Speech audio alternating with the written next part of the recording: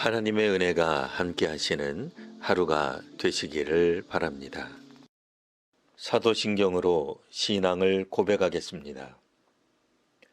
나는 전능하신 아버지 하나님, 천지의 창조주를 믿습니다. 나는 그의 유일하신 아들, 우리 주 예수 그리스도를 믿습니다. 그는 성령으로 잉태되어 동정녀 마리아에게서 나시고 본디오 빌라도에게 고난을 받아 십자가에 못 박혀 죽으시고 장사된 지 사흘 만에 죽은 자 가운데서 다시 살아나셨으며 하늘에 오르시어 전능하신 아버지 하나님 우편에 앉아 계시다가 거기로부터 살아있는 자와 죽은 자를 심판하러 오십니다. 나는 성령을 믿으며 거룩한 공교회와 성도의 교제와 죄를 용서받는 것과 몸의 부활과 영생을 믿습니다. 아멘. 이제 다 함께 찬송하겠습니다.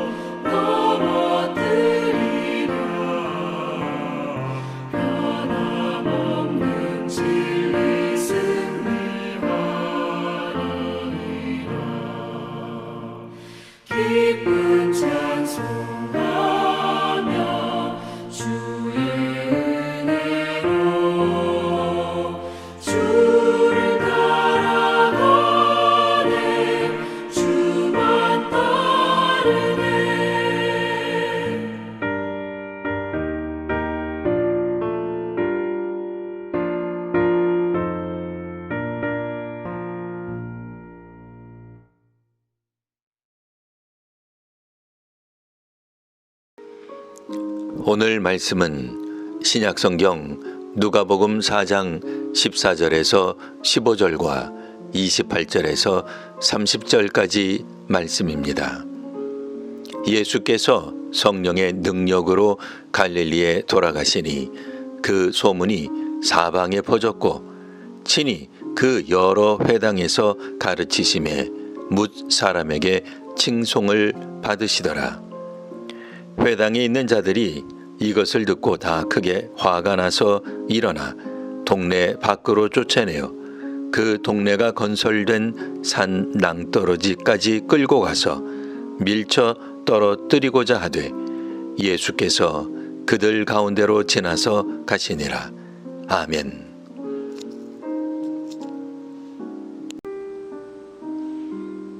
성령 충만하면 어떤 위기나 갈등이 생기지 않는 것일까요? 오늘 본문에는 예수님 때문에 주민들이 나뉘고 민심이 혼란스러워지는 장면이 나옵니다. 오늘은 그 혼란의 중심에 있는 예수님이 여전히 성령 충만하였다고 말할 수 있을지 생각해 보려 합니다. 예수님은 요한에게 세례를 받으셨습니다. 그리고 예수께서 세례를 받으시고 기도하실 때 성령께서 예수님 위에 강림하십니다.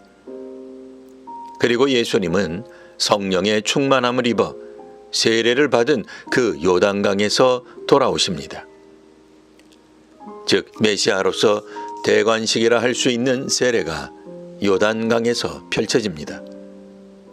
요단강은 예수께서 하나님의 아들이심이 하늘과 땅에 공식적으로 선포된 자리였습니다. 오늘날 세례식도 이와 유사한 의미를 지니고 있습니다. 세례는 회중 앞에서 거행됩니다.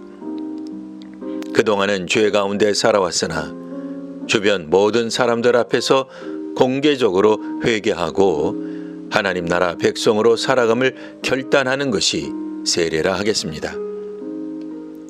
한편 예수님은 세례식 이후 성령의 충만함을 입어 요단 강에서 돌아오셨습니다.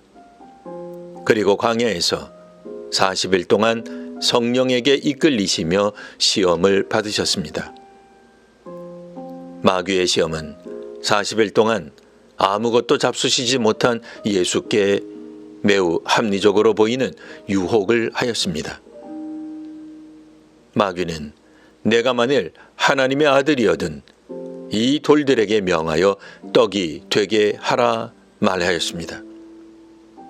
돌을 떡으로 바꾼다면 자기 문제를 바로 해결할 뿐 아니라 또 배고픈 대중들에게 이를 보여준다면 예수의 인기 상승은 시간 문제가 될 것입니다. 심지어 마귀는 성경까지 인용하며 예수님을 괴롭게 하였습니다. 내가 만일 하나님의 아들이어든 여기서 뛰어내리라. 성경에 하나님이 천사들로 너를 지키신다 나와 있다며 시험하였습니다. 우리 같았으면 억울해서라도 자신이 하나님의 아들이심을 밝히기 위해 돌을 떡으로 만들거나 성전 꼭대기에서 뛰어내렸을 법합니다. 하지만 예수님은 마귀의 여러 시험을 이겨내셨습니다.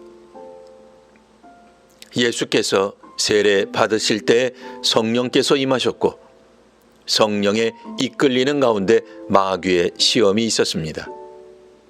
이후에 성령님은 예수님이 고향 갈릴리로 돌아가는 여정에도 함께 하셨습니다. 세례를 받고 그리스도인으로 살아가기로 결단한 이래 우리는 성령님이 임재하시며 성령의 능력으로 장소를 이동하기도 합니다. 우리는 오늘도 이른 아침에 직장에 나가 일하고 동료들과 가벼운 이야기를 나누며 하루를 그리고 한 달을 보내기도 합니다. 하지만 어떤 성도는 자신이 지금 일어나고 출근하고 교회 사역하는 모든 일상이 성령님과는 아무런 관계가 없다고 여기기도 합니다. 이처럼 그리스도인 자신의 삶이 성령님과 함께하지 않는 것이라고 여기신다면 언제든 시험에 넘어질 수 있습니다. 마귀의 시험처럼 내가 그리스도인이라면 이런 저런 일을 해야 하지 않느냐는 유혹을 벗어나기가 어려울 수 있습니다. 이제 예수님은 갈릴리 고향 사람들의 비난과 도전에 직면하게 됩니다. 성령의 능력으로 갈릴리로 돌아왔다 하여 반대와 대적이 사라지지 않습니다. 어떤 이들은 예수님의 선포를 매우 능력 있는 말씀으로 받아들이나 같이 들었어도 어떤 이들은 예수께 대적합니다. 당시 갈릴리 회당에 모인 사람들 모두 나름 경건한 유대인들인데도 말입니다. 이처럼 나사렛 예수를 잘 아는 사람들이 거절함으로 성령의 능력으로 행하는 주님이 도전받게 됩니다. 교회의 사역이 성령 가운데 행하고 있다면 아무 위기나 환란이 없을 것이라 말할 수 없습니다. 예수를 대적하는 나사렛 사람들이 있다 하여 예수께서 성령 가운데 있지 않다고 말할 수 없습니다. 그러니 자기 삶이 혼란스럽거나 잘 풀어지지 않는다 하여 나는 성령의 인도하심을 받지 못하다 있다고 여기지 마십시오. 자녀 문제가 있고 또 회사 경영이 어렵고 사회와 나라가 평안하지 못하여도 지금 자신이 성령의 능력으로 살아가고 있는지 확인하고 확신하는 오늘 하루가 되시기를 바랍니다. 기도하겠습니다. 하나님, 이제 예수께서 성령의 능력으로 갈릴리로 나사렛으로 돌아오심을 읽었습니다. 오늘 성도들이 오고 가는 여정에도 성령께서 역사하심을 경험하게 되기를 원합니다. 예수님의 선포와 사역에서 은혜를 받는 이도 있었으나 마치 광야에서 마귀가 그러했듯 예수님 자신의 능력을 드러내고 밝히라고 조롱하는 사람들이 등장하는 것을 압니다. 교회 사역의 목표는 주의 길을 예비하는 것임을 믿습니다.